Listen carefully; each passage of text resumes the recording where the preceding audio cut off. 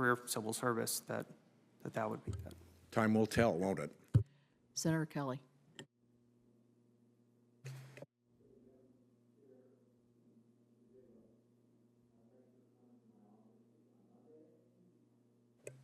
As we discussed, and as I discussed with Administrator Zeldin during his confirmation hearing, we're facing serious challenges when it comes to ozone non-attainment under the Clean Air Act. All of the data shows that the overwhelming source of our ozone pollution does not come from sources within Maricopa County. Yet, any new development in the region needs to identify offsets to get their permit. Of course, the goal of the Clean Air Act, and a goal that I share, is to find a pathway to improve air quality without stifling economic development, like Arizona's clean energy manufacturing industry. Do you agree that the goal of the Clean Air Act is to improve air quality? Senator, it was a pleasure talking to you earlier. And yes, the goal of the Clean Air Act and my goal currently, and if confirmed, is to improve air quality. Of course, as you know, ozone pollution is a challenge to address. I know you know this, but for my colleagues here, can you just explain how ozone pollution forms and why regions like Phoenix are susceptible to ozone formation? Yes, thank you, Senator, for the question. Nitrous oxides and other forms of emissions interact with the atmosphere and therefore create ground level ozone, which is can happen in smog, creates smog. With respect to the geographic nature of your state, that can increase that potential ground level ozone, especially if those, especially with potential emissions from outside of your state. Combination of, we've got nitrous oxide and we've got volatile organic compounds reacting with sunlight creates ozone. And the problem we have is a lot of this doesn't come from the Phoenix area.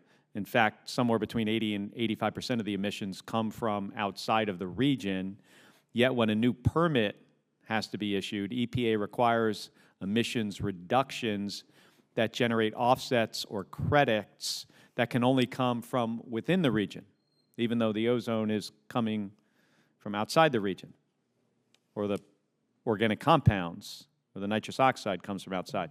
So first, if confirmed, will you commit to making yourself and your staff available to work with my staff, other members of the congressional delegation, and our Arizona stakeholders to help us work through non-attainment related challenges?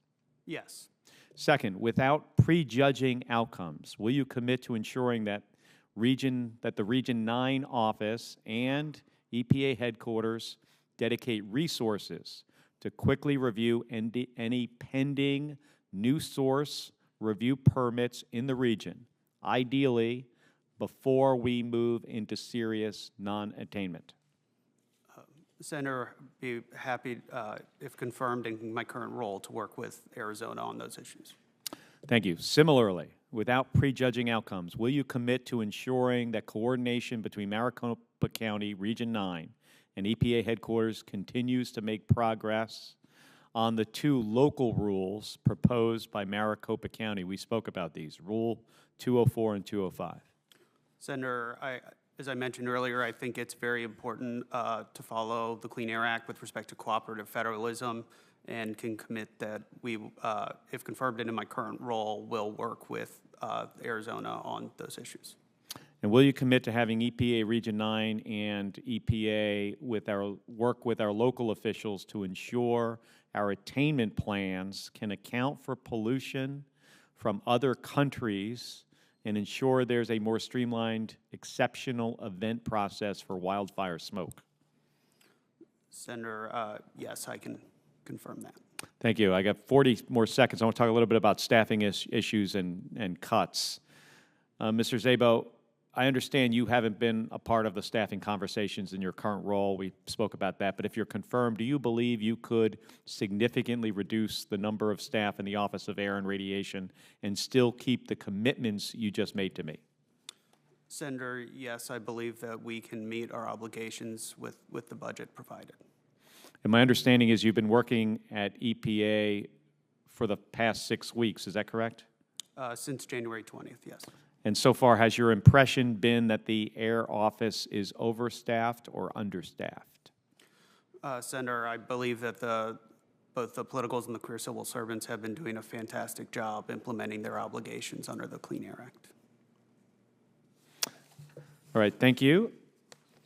Madam Chair, my Thank you. apologies for going over by 10 seconds. No, no problem.